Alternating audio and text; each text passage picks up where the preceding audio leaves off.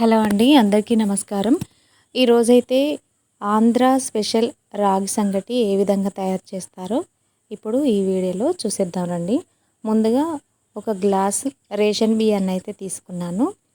నేను తీసుకొని ఒక 2-3 సార్లు కడిగిన తర్వాత స్టవ్ ఆన్ చేసుకొని బాగా మెత్తగా ఉడకబెట్టుకోవాలి.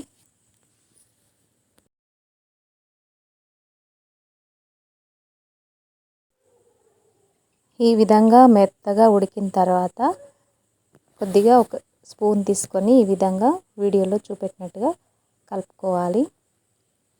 తర్వాత ఇందులో ఒక గ్లాసు బియ్యానికి ఒక గ్లాసు రాగి పిండిని అయితే ఇందులో వేసుకొని ఉండలు లేకుండా కలుపుకోవాలి. ముందుగా రాగి పిండిలో కొద్దిగా వాటర్ వేసుకొని ఉండలు లేకుండా కలుపుకున్న తర్వాత ఇందులో వేసుకొని కలుపుకున్నట్లయితే మనకు అది రాగి పిండి అన్నది ఉండలు లేకుండా ఉంటుంది. అందుకే ఫస్ట్ ఈ విధంగా వీడియోలో చూపెట్టినట్టుగా కలుపుకున్న తర్వాత ఇందులో వేసుకొని బాగా కలుపుకోవాలి. సిమ్లో పెట్టుకొని ఉంచుకోవాలి, ఎందుకంటే కింద అడుగంటుకుంటుంది కాబట్టి సిమ్లో పెట్టుకొని చేసుకోవాలి. ఇలా ఒక 2-3 నిమిషాల పాటు ఉంచుకోవాలి. ఈ విధంగా కలుపుకున్న తర్వాత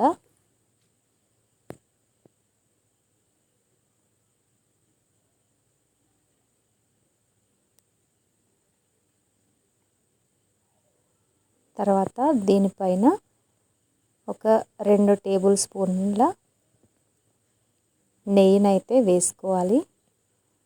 నేను ఫస్ట్ ఉప్పు వేయడం అయితే మర్చిపోయాను.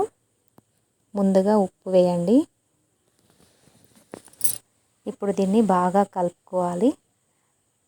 కలుపుకొని స్టవ్ ఆఫ్ చేసుకొని మూత పెట్టి ఒక 5-10 నిమిషాల తర్వాత మనం మూత తీసి చూస్తే మనకు రాగి సంకటి అనేది బాగా వస్తుంది. ఇప్పుడు దీన్ని ఒక ప్లేట్లోకి అయితే తీసుకుందాము. ఒక ప్లేట్ తీసుకొని ఈ విధంగా కొద్దిగా నెయ్యి రాసుకొని దాంట్లో రాగి సంకటిని అయితే వేస్తున్నాను. ఇది నాటుకోడి పులుసుతో తింటే చాలా బాగుంటుంది. నేను ఈరోజైతే నాటుకోడి వండిన దీంట్లోకి స్పెషల్గా రాగి సంకటిని అయితే చేసిన చాలా బాగుంది. మీరు కూడా ఒకసారి ట్రై చేసి చూడండి. ఈ వీడియో కనుక మీకు నచ్చినట్లయితే లైక్ చేయండి, షేర్ చేయండి, కామెంట్ చేయండి. మరిన్ని వీడియోస్ కోసం మా ఛానల్ని సబ్స్క్రైబ్ చేసుకోండి.